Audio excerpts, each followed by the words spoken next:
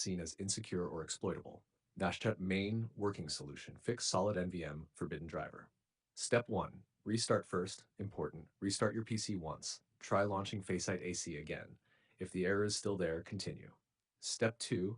Change solid NVM to Microsoft NVMe driver. Most important. This does not delete your data, it only changes the controller driver. 1. Press WinR.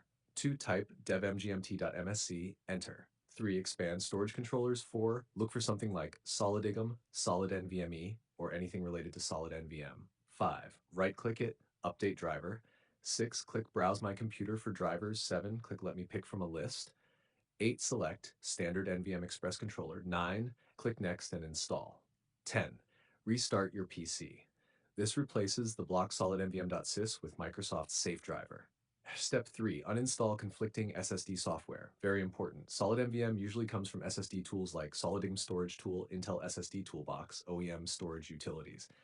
Go to Settings, Apps, Installed Apps, uninstall anything related to SolidIGM, Intel SSD, Storage Controller Tools, then restart again. Step 4, Reinstall Faceit Anti-Cheat 1, press WinR, type appwiz.cpl.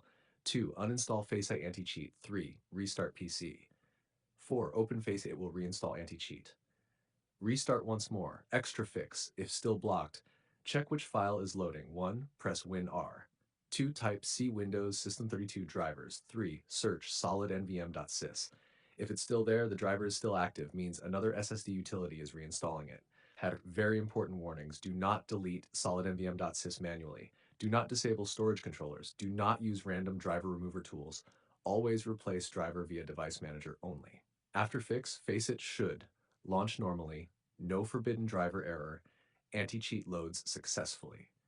If you want, tell me. Windows 10 or